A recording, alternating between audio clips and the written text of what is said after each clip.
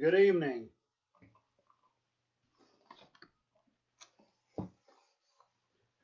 This is Dr. Bob Uzzle from the Department of History at Navarro College.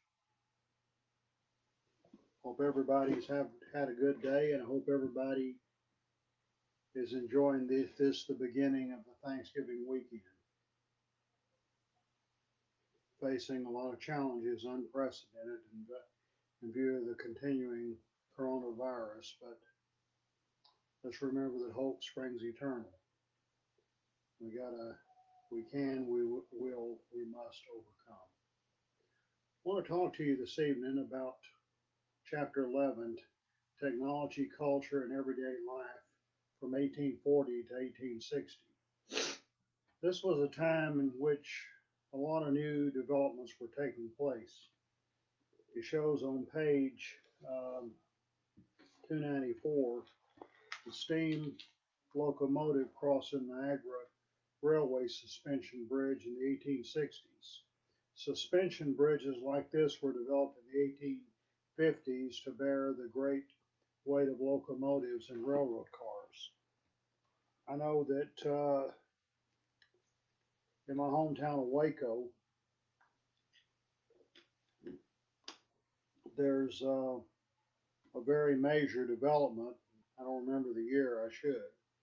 Was the development of the Waco Suspension Bridge, which was back in the horse and buggy days. But there was some talk at one time to tear it down, but finally it was decided that it would be maintained, but would be blocked off from traffic and be a footbridge. And I'm sure there's similar stories of suspension bridges throughout the country. In this period leading up to the Civil War, you had quite a few of these things developing. And it talks about a man named Isaac Singer. In 1850, his life was not going well. 39 and often penniless, he had been an unsuccessful actor, carpenter, and inventor. Life can be frustrating at times when you try this or try that and nothing seems to work out for you. Having deserted his wife and children, that's not good.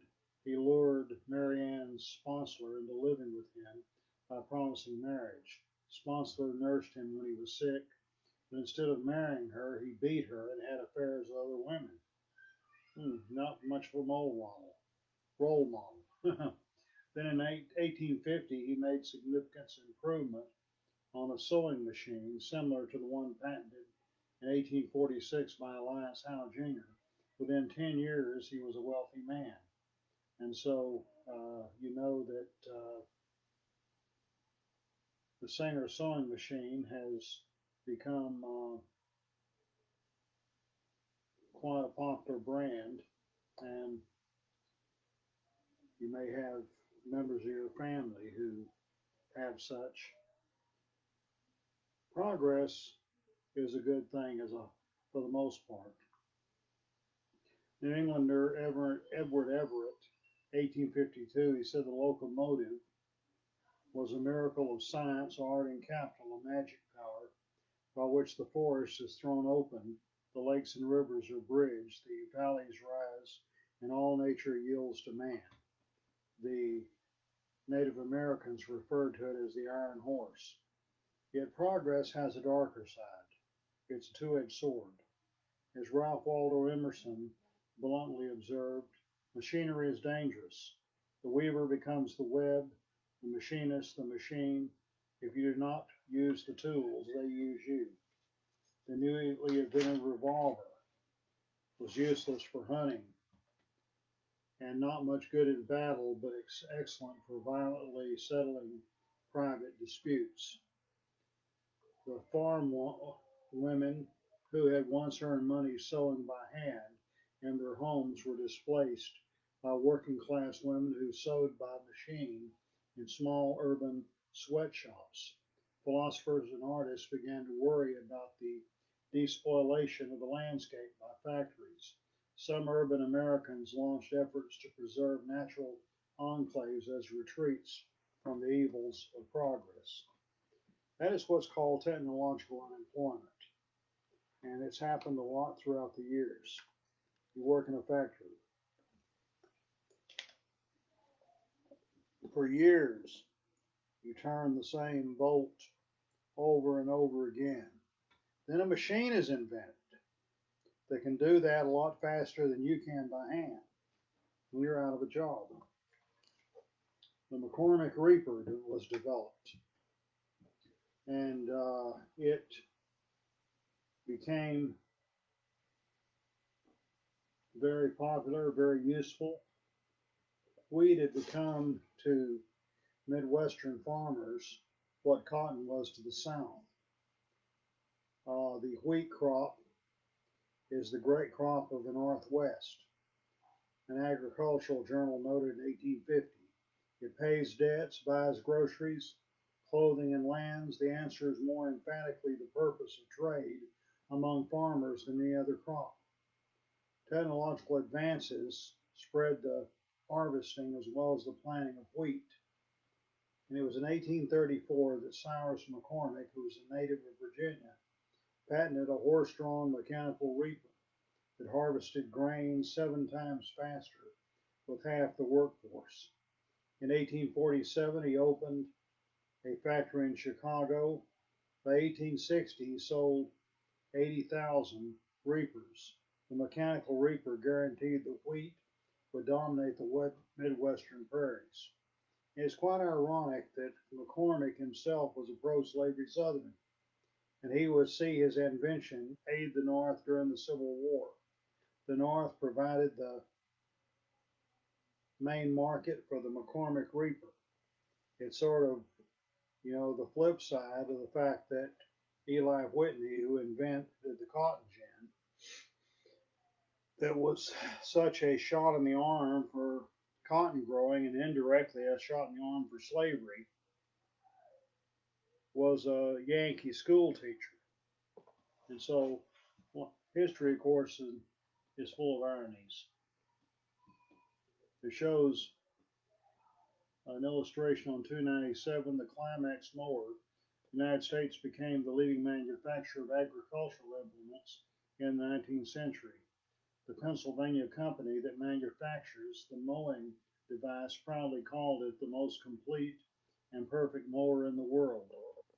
And there's the idea of the American system of manufacturing, a system that used interchangeable parts. And so, in other words, you got one part that fits one device, you can use it on another device of the same kind. And that's later became true in the auto industry. You need a part for your car. It would be bad if every single automobile had parts that were unique to it only. But you go to the auto parts place, they can look it up. And usually, if they don't have it in stock, they can order it for you. And the um, the railroad began to boom, and that was a major means of transportation. The railroad dramatized the democratic promise of technology. In 1790, travel by horse averaged 14 miles an hour. By 1850, an ordinary train could travel 3 times faster. Ordinary American could have that means of transportation. And so the travel had become more convenient that way. The railroads were primarily in the north. In fact, there were some railroads in the south, but I have heard the theory presented that a major reason that the South lost the war was lack of an adequate railroad system. And in history, there's seldom one single cause of anything, but certainly the lack of such a system contributed to it. And It shows here on page 299 the landscape painting that was commissioned by the Delaware, Lackawanna, and Western Railroad to celebrate the railroad's growth, specifically the construction of the line's first roundhouse just outside of Scranton, Pennsylvania. But the tree stumps littered in the foreground suggest the painter's concerns over the impact of industrial progress on the American landscape. And, photography was developing, and it shows here the family group, the daguerreotype, taken about 1852, reveals the domestic details so essential to claiming middle-class social status. Curtains, a wall hanging, a piano with scrolled legs, a family pet, ladies engaged in music and reading, a young man staring into space, perhaps pondering how to pay for it all. So, it was in the 20th century that conspicuous consumption became the norm. And but there were some roots of this in the 19th century, and the in the 20th century, a slogan developed about keeping up with the Joneses, and people acquired more and more stuff, and most of it they got through credit rather than cash. And that's still a problem today. There was progress as far as disease, treatment of disease in the medical field, but epidemics became a problem. Diseases in the human population during a certain period of time. Sometimes they were more serious than others, and you can trace history like the Black Death during the Middle Ages and the Spanish flu epidemic in I think it was around 1918. And of course, we're now having what's called the pandemic with the coronavirus.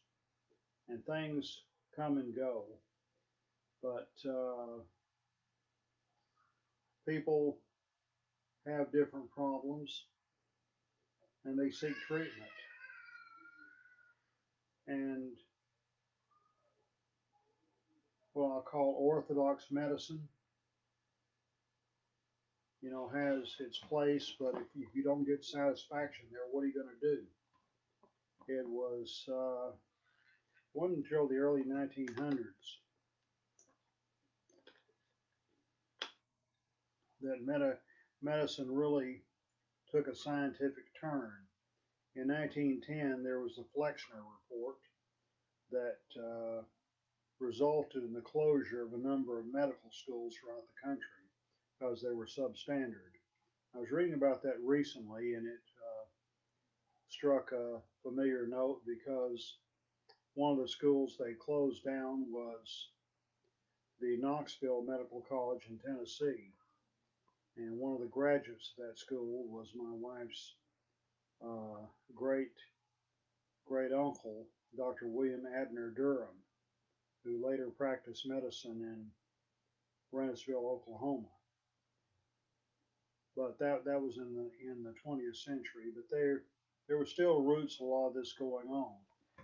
We'll find out more about this later. And suspicious of orthodox medicine, antebellum Americans turned to a variety of alternative therapies and regimens that promise longer and healthier lives. If you're not getting what you want there, you look elsewhere. And Sylvester Graham was a former temperance reformer. He propounded a more affordable health system than the water cure. In response to 1832 cholera epidemic, Graham urged Americans to eat vegetables, fruits, whole grain bread, called graham bread. You've heard of graham crackers. Abstain from meat, spices, coffee, tea, and alcohol.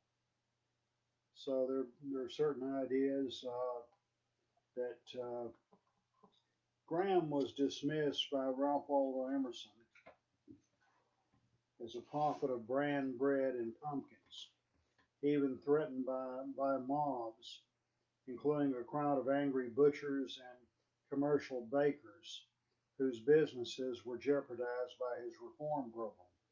But Graham's doctrines attracted a broader audience. Boarding houses began to offer Grahamite menus. His books sold well. His lectures drew large crowds. That's a way to make money. Some people are very successful at it, writing books and delivering lectures. His regime addressed the popular desire for better health at the time when orthodox medicine still seemed to do more damage than good. And the science, or so-called science of phrenology developed, that is, the human mind comprised 37 distinct faculties or organs, each located in a different part of the brain. Phrenologists thought that the degree of each organ's development determined skull shape, so that they could analyze a person's character by examining the bumps and depressions of a skull. And so that was used in trying to determine why people were involved in antisocial behavior and criminal justice reform. Um, and mass entertainment developed, not on the scale that it is now. When I was growing up,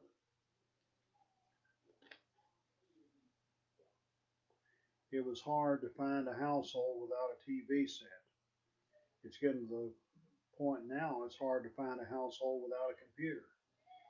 But I've heard the expression before, I couldn't live without television. Well, you could if you had to, but it all depends on what you're used to. They certainly didn't have it back then. Newspapers were really becoming big. The penny press were inexpensive newspapers that were produced in the 1830s. And certainly, it doesn't take a genius to figure out why it's hard for some newspapers to survive today. Very simple reason. It's all available online. Some people still like to have the hard copy, but if you need the information, you can go online and get it. If you want a hard copy of a particular article, you can download it and print it. Why pay for subscriptions? And who has the time to read the newspaper every day? Some make time. Uh, Most people, if asked, will say they have better things to do. The theater, like newspapers, increasingly appealed to a mass audience. Antebellum theaters were large and sometimes seating 2,500 to 4,000 people. They drew all social classes, with seat prices ranging from 12 to 50 cents. The typical theater and audience included lawyers, merchants and their wives, artisans and clerks, sailors and apprentices, African Americans, and prostitutes. Prostitutes usually sat on the top gallery of third tier, that horrible dark, horrible, guilty place. Their presence in the theaters was taken for granted, though the public sometimes grumbled when they solicited customers in the more expensive seats. If they're there, if that's what they do for a living, you would be expecting them to be soliciting customers. And the more expensive seats, obviously, people had more money. But theater audiences, according to critics, were notoriously ill behaved. The lower orders of patrons cracked peanuts, spat tobacco, got drunk, and talked loudly throughout the performance. How are you going to enjoy a show like that? Contributing to such rowdiness was the animosity between the fan bases of different theatrical stars. In 1849, a long running feud between the leading American actor Edwin Forrest and popular British actor William Macready culminated in the Astor Place riot in New York City, which left 22 people dead. And so sometimes entertainment had become dangerous. And then there were the ever popular minstrel shows, totally incorrect by today's standards. These were live shows in which white men in blackface makeup took to the stage to present an evening of songs, dances, and humorous sketches.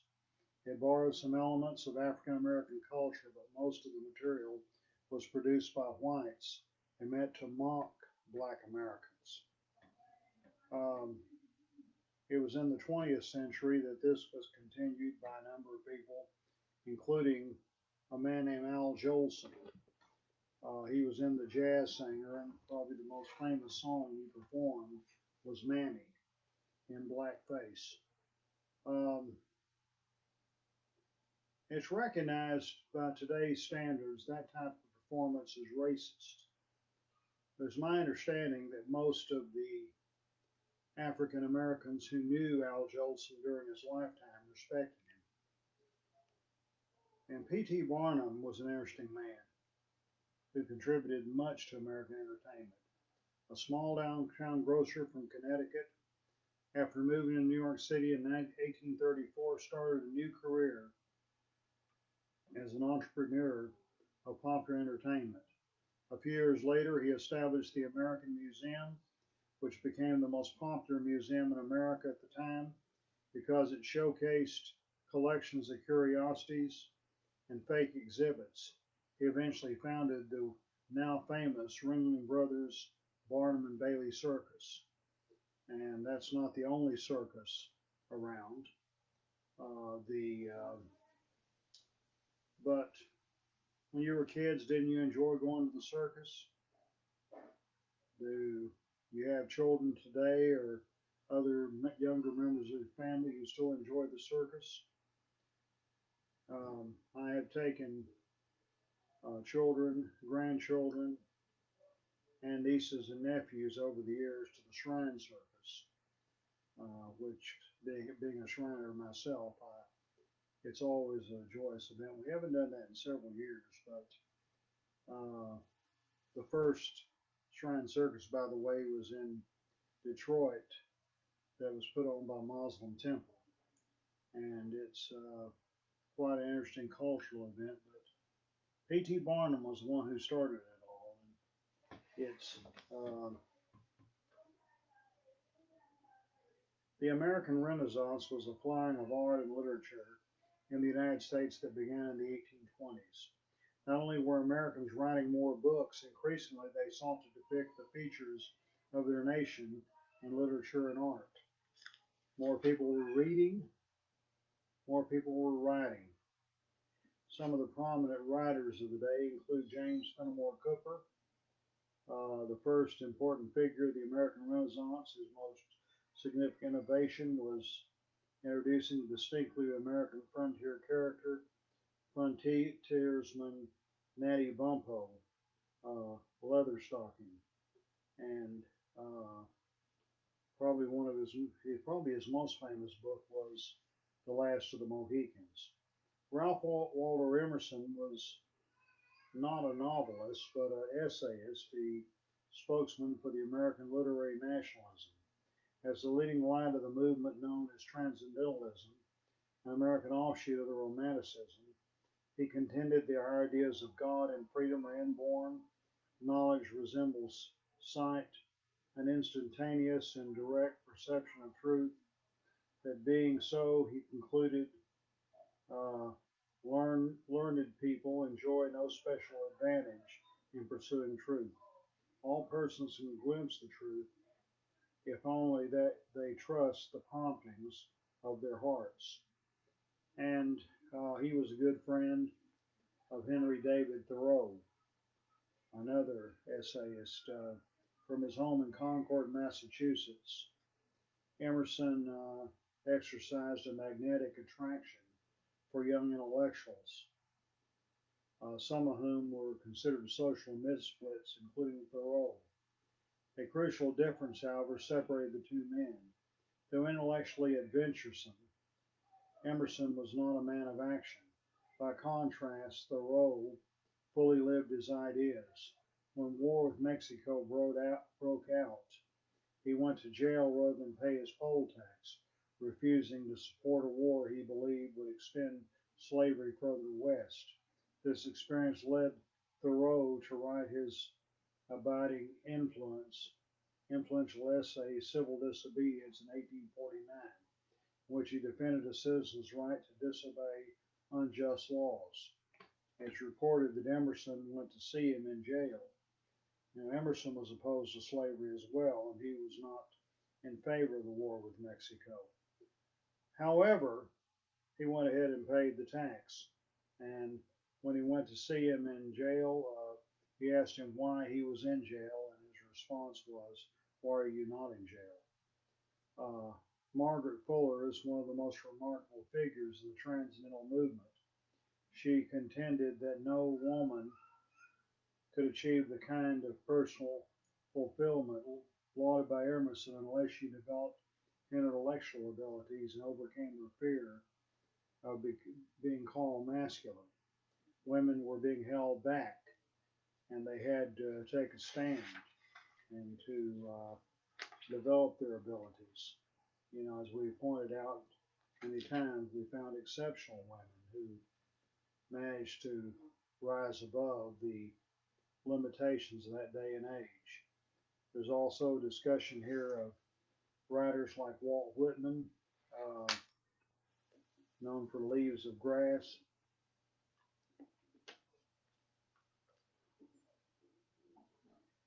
He shattered most of the existing poetic conventions. Not only did he write in free verse, which didn't rhyme and didn't have the normal poetic rules, but the poems were also lusty and blunt at the time when delicacy reigned in the literary world. Nathaniel Hawthorne is a well-known author of The Scarlet Letter. Edgar Allan Poe's famous American writer who wrote such stories as The Murders in Rue Morgue, 1841, The Cask of Amontillado of 1846. He's been called the father of the modern detective story, and he's probably best known for his poem Annabel Lee. And Herman Melville is the author of Moby Dick, a novel about a whale. My knowledge of all these people is limited because I've never been much of a fan of fiction, but a lot of us had to read some of their stuff in English classes over the years. So literature eventually got into the marketplace. Authors such as Hawthorne, Poe, and Melville had to compete with story newspapers, sentimental fiction, and sensationalism. The philosopher Emerson shared the lecture circuit with the showman P.T. Barnum. Poe sneered at the public's judgment of a writer's merits, was nearly always wrong. By and large, however, the major writers of the American Renaissance, with the exception of Melville, whose critical acclaim was delayed to the 20th century, were not overlooked by their society. Emerson's lectures were highly successful. However, Hawthorne's Scarlet Letter enjoyed respectable sales, and Poe's The Raven was extremely popular. But the writers most likely to achieve commercial success were those who met popular expectations for moral and spiritual uplift, horror and mystery, or love stories and happy endings. And today, it's people have different tastes when it comes to literature, and some don't like any kind of literature at all. The Hudson River School was an American art movement. In the mid 1800s, the artists primarily painted scenes of the region around the Hudson River, a waterway that Americans compared to the majesty of the Rhine in Europe. And George Catlin was an American painter whose main goal was to paint as many Native Americans as possible in their pure and, quote, savage state. and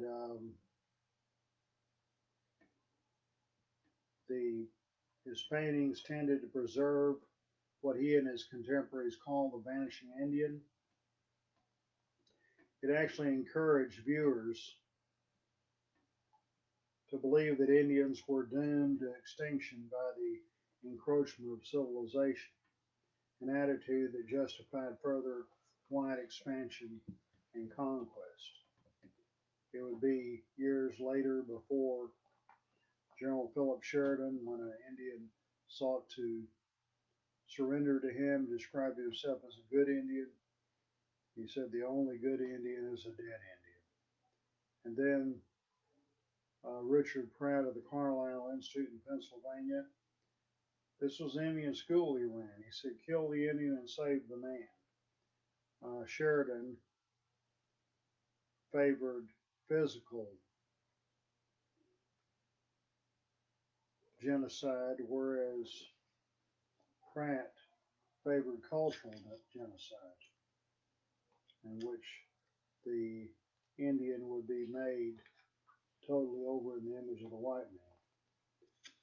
Frederick Law Olmsted and Calvert Vall were Olmsted was the chief architect at New York City's Central Park.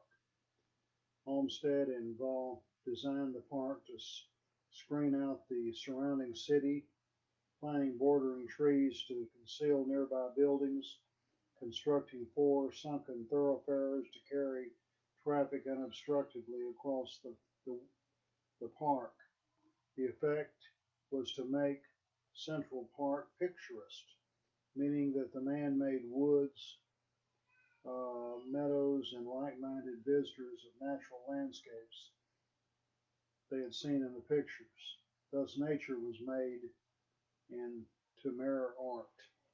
So, parks, of course, play a lot of different roles in different communities. And I've never been to New York, but I understand. I've heard Central Park is very nice. And in various cities, you can find a whole lot of different parks that serve different purposes. And sometimes they have playgrounds with equipment for children. And parks definitely contribute to communities.